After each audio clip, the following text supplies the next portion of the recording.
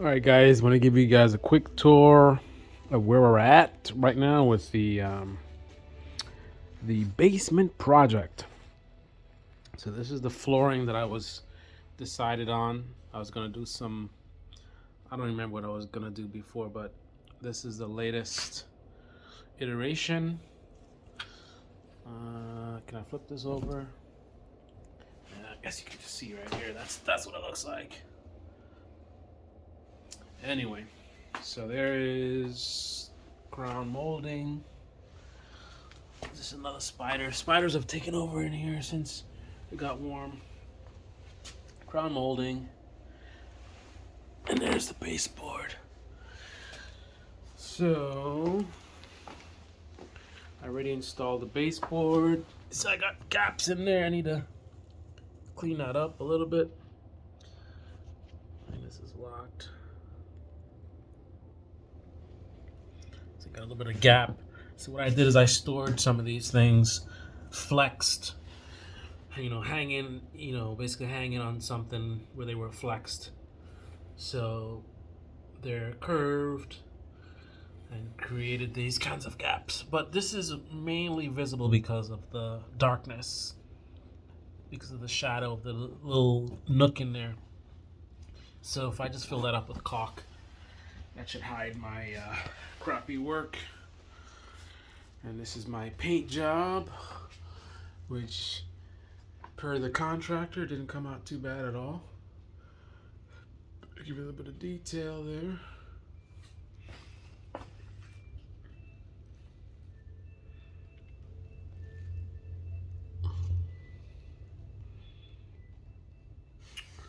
See a little bit of a seam here.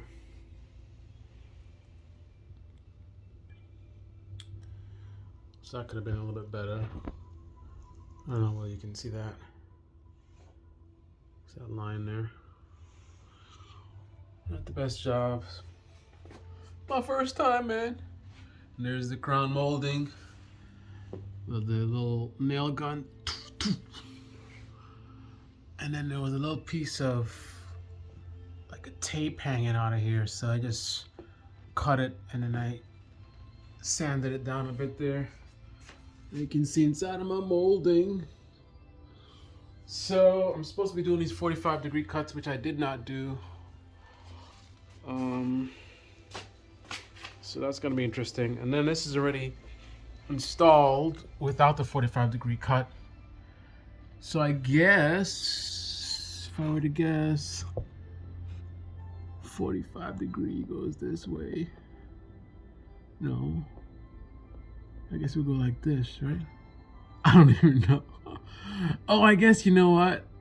You can't make the same cut, obviously, for them to match. You can't even see what I'm doing. You can't make the same cut for them to match, right? You'd have to alternate it. Now I see how it would work. So like if this did a 45-degree like this, then you have a triangle here, cut out. So if I had another piece here, it's still hard to like visualize it, because if I had another piece here, that in theory could fill out that. I guess it could, right? I don't know. It's like the most confusing thing. It's hard for me to visualize how these pieces meet. I was good in geometry in high school, man, but I don't know, for some reason I just can't visualize like how do you match this in here with a 45-degree angle. Anyway, what I did before putting this up is I sealed this with caulk, right? The entire gap here between drywall and drywall. And then I put this up, hold it left hand, and then right hand. Doof, doof, doof. Probably didn't put enough of these. I didn't keep it consistent. I'm about to fill that in with some paste or whatever. And then so I did the top and the bottom with the nail gun. Doof, doof, doof. Then I went and did I do both underneath? That's interesting. I can barely see, but I can see that I did do it because you see the gaps here. So I have to go over and close those gaps. So I guess I did seal this gap and this gap. I know I did this for sure. You can see a lot of big gaps there, which need to be filled. I'll go back over it, but it looks pretty neat though. I definitely cleaned up my caulking. Unlike before in the past, I've been a little bit messy caulker guy. So then I gotta do taping. So I gotta tape up these seams in the ceiling. And then I have to address things like this. So one of the issues with this is not this flattest ceiling because these beams are up here. And if you guys remember the beams, they were not the same length. So one beam is here, then the next beam might be up here, and next beam it wasn't that drastic, but they're all up all over the place. So these guys did the best they could, but I guess anyway, I'm not gonna speculate. But this I'm not sure, man. I mean, I can fill this with some kind of paste in here to fill that gap and flatten it out. I'm almost tempted to try to do like this and then I somehow attach it with something. I don't know what that something would be. And I don't know why, whatever they use to attach it, why this is not holding it up like that. That's kind of interesting. One concern I'd have is pressure, right?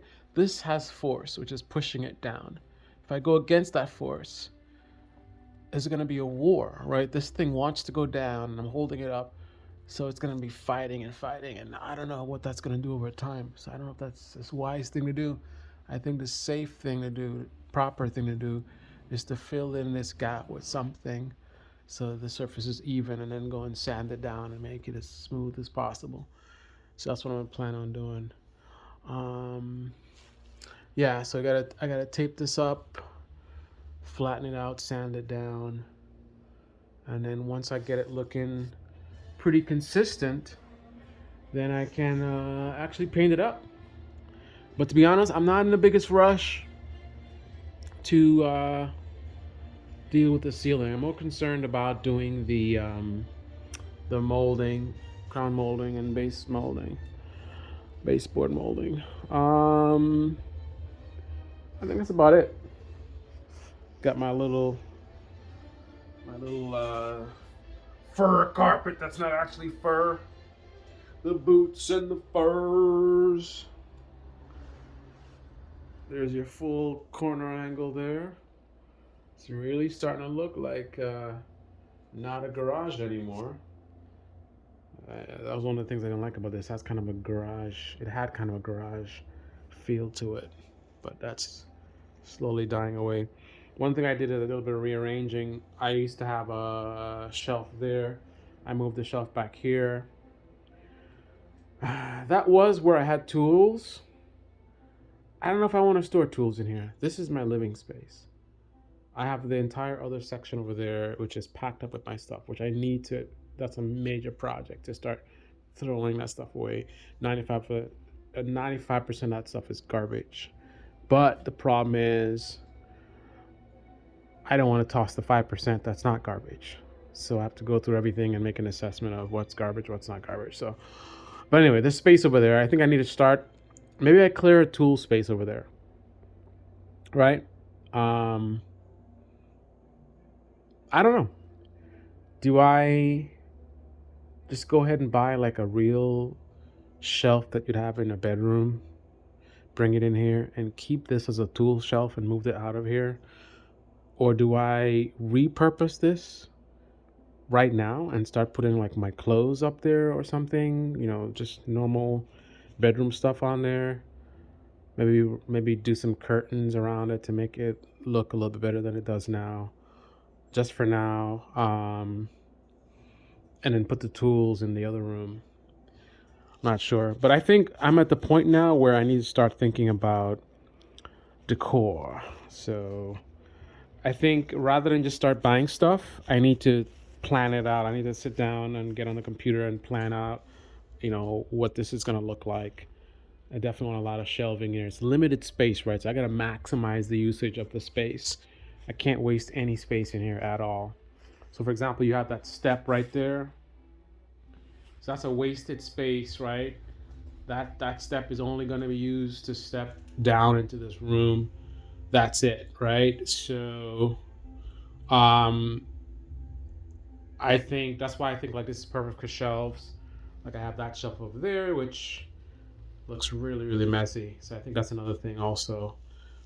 Get curtains or something to nicen up these shelves. But again, I need to plan it out. Like what's gonna be where, sleeping area over here. This is your like closet. Um, then I need like a workspace. Maybe I'll do the workspace somewhere in that corner or something.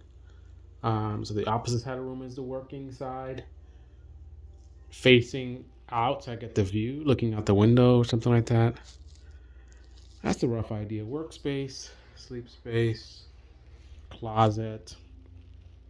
Then I need to build like some basic plumbing in here. Gonna be like mobile home type stuff, have like water storage, black water, clean water, whatever. Um, Maybe gravity based, or maybe I might use a light pump or something. I don't know. I gotta sort that out. But definitely needs to be some kind of bathroom, I guess. Some tiny corner in here somewhere. Get up in the morning, wash your face, whatever, that kind of stuff.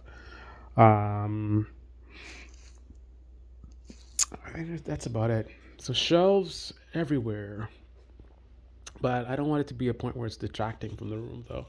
But I definitely think keep this place clear because you got the big screen TV here, the projector. This entire wall is like projector. I mean, not the entire, 85% of the wall, I think. I mean, it's floor to ceiling, and from all the way to the left to like right about here, I think. So keeping this clear, keeping this side clean, right? That's where you're gonna be looking at the TV, that kind of thing, Um, and keep these things behind you. So when you walk in, what you see, that's the other thing too. When you walk in a room, this is the first thing you're gonna see, right? Clean, open space, white wall, nice molding and everything, instead of seeing like this, even with the curtain, shelf here, shelf there. That's busyness, right? So that's. Oh, so I got this. This is something I never did. So this is just like some little mini driftwood hexagon um, mosaic tile. So the plan was to put that on the step. So that would be right. That would just be on the step, right? We'll see how that comes out. I'm actually planning my own mosaic of myself, my own. It's funny. I started out with like, I'll just do a rug, and then I'm like, the rug looked kind of like, eh. And then I said, okay, this flooring is not too expensive, and I can do this myself. I'm like, okay, that's what's up. And then I went to a Restore, and I saw like they had like the, what's it called? Tile. I can't think right now.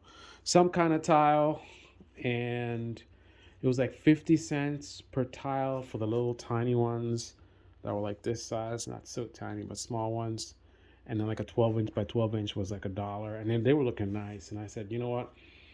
These are cheap, right? But you're going to get odd amounts, right? It's whatever they get.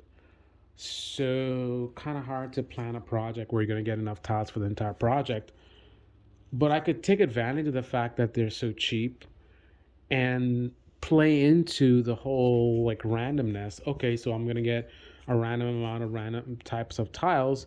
Well, let me go mosaic. So I was thinking I could actually have some really nice tiles in here because I get them real cheap, used, or overstock, however they get them, right?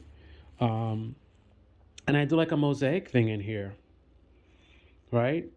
So plan it out, obviously. Don't just go and randomly get like 2 tiles and then 10 tiles. Plan out what you're doing, have a vision of what kind of quote unquote art I want to create on the floor, and then, hook it up. Maybe I thought visually, maybe start with the corners first and keep it more solid. So maybe, you know, I start with some pretty big tiles in each corner. It's just, I'm thinking randomly, right? A pretty big, like a huge tile, nice tile. One corner, one corner, one corner, one corner, perhaps, right? And then from end to end, in between those two big tiles, consistent like a 12 by 12. Boom, boom, boom, boom, boom, boom. There goes my air purifier. I don't know why it's picking up some kind of a pollution. It's gone red on me.